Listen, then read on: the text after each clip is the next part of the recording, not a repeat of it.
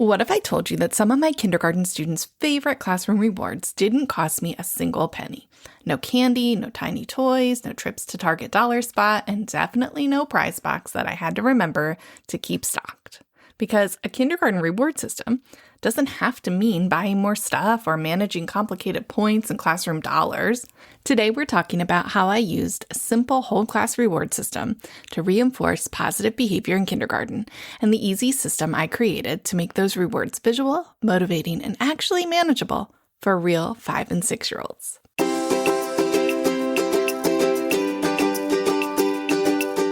Welcome to the Kindergarten Toolbox Podcast. I'm your host, Amy Murray, here to help you simplify kindergarten with tools and strategies that actually work with real live 5 and 6-year-olds. Let's dive into your shortcut to calmer days and more confident writers.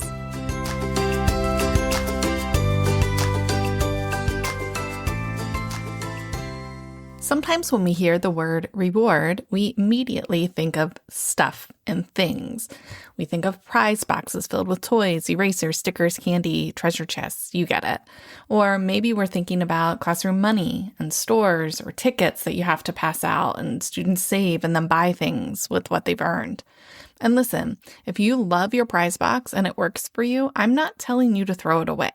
But I definitely don't think that you need to have one for successful classroom management in kindergarten. Because when I think of things that my kindergarten students got really excited to earn, so many of them didn't cost a thing. Extra recess, huge. A dance party, they thought that was the best thing ever, and it only took 5 minutes of my time.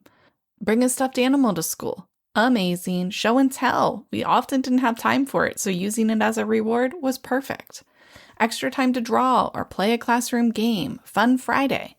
All free things. And none of those required me to go to the dollar spot and spend $30 filling up plastic bin with tiny things that probably end up going home and getting thrown away anyway, if they're not lost on the floor of mom's minivan. The thing that we forget is that 5 and 6-year-olds, they don't need a reward to be expensive in order for it to feel special. It just has to be something that they care about. This is why it's so important to really know your students. A reward that one class thinks is absolutely amazing might not be what the other class really wants to work for. Maybe your students would do just about anything for an extra dance party, or they love to draw or have extra free time. Maybe they love their stuffies and can't wait to bring a stuffed animal to school to show their friends. You don't need a Pinterest list of 100 different classroom rewards, and you definitely don't need to offer lots of options all at once. What you do need to know is what your students want to work for. And that, sometimes you can just ask them and make a list and brainstorm together. And from that list, you can dwindle it down to a couple of options. 2 or 3 works best. You can let them vote so they have some ownership, and now they've helped choose the reward, which gives them even more buy-in, and you haven't spent a penny. I think that's an important reminder when we're talking about kindergarten classroom management. Motivating them doesn't have to be expensive. It also doesn't mean complicated. Rewards should not create another job for you. Because the other thing I see happen far too often is classroom incentive systems that take up so much time and are so complicated that nobody really understands what's happening. Maybe we're handing out points and keeping track of tickets, managing classroom money, saving, figuring out what saving even means, figuring out who earned what and when they're allowed to spend it and how, and then there's the prize box that you have to buy the prize boxes for. Remember to keep it stocked.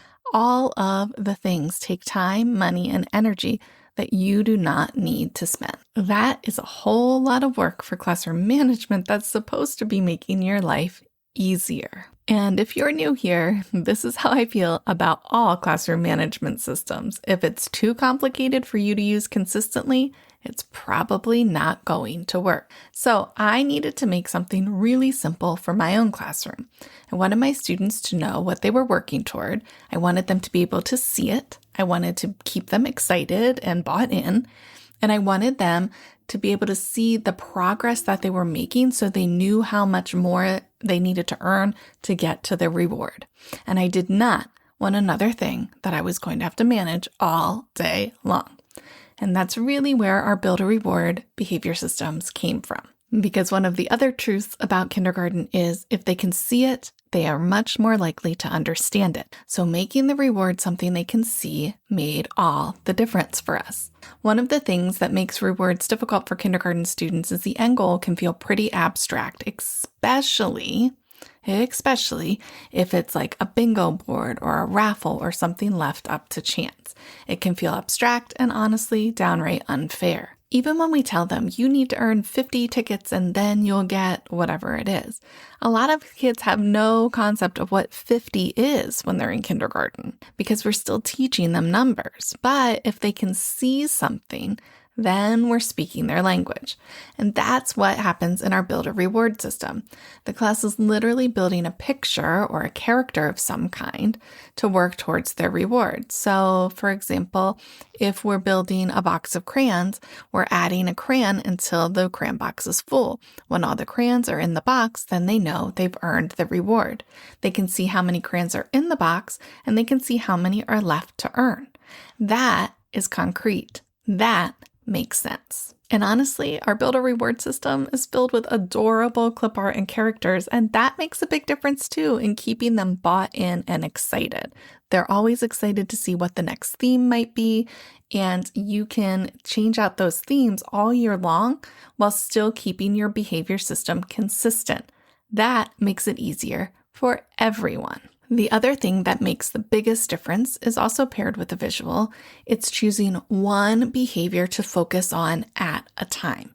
A blanket, be good, or waiting for class compliments from somebody else that you have no control over is not a strong behavior system. But if your class is really struggling with sitting quietly or working quietly, work quietly can be a goal. What about walking in the hallway? Are you running? Are you having trouble with the lining up procedures? Focus on that. Maybe it's using kind words and being good friends.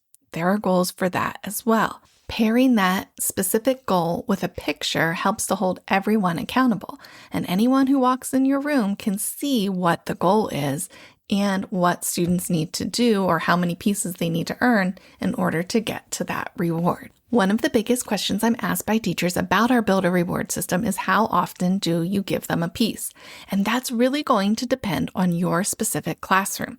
If you're working on something like calling out and it is happening all the time, you probably want to award a piece more frequently than once a day so that you can keep kids bought in. If you're working on something like kind words and you just want to check in at the end of each day and say, hey, how did we do with using kind words today? Did we earn a piece for our chart or did we not? That's perfectly fine too. It's really going to depend on your specific behavior needs and your class needs. But typically, I would say you probably check in once, maybe twice a day, maybe once at lunchtime and once at the end of the day to see how things are going, and then award the piece or pieces as you need to. And please, I know how tempting it is. Please do not take pieces away. They've earned them. No one is coming and fining you when you make a mistake at work. Please don't take pieces away from your students. They've earned them, they stay. Okay? They just might not earn the next one if they're not working quietly next time.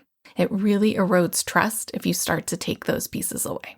And what if your whole class isn't doing that? That's okay too. Let's say you're working on remembering to raise your hand before they speak, right? So you don't want them to call out. You can award a piece because Johnny did it, even if Ava forgot, okay?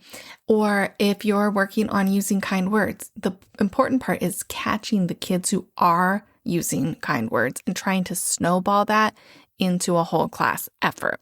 And it really does work. When you start to focus on the positive, it becomes pretty contagious pretty quickly. And remember, when they earn all the crayons in the crayon box example, then they get the reward. And that reward can be as ridiculously simple as you'd like and preferably free. And then you can do this chart every day if you want.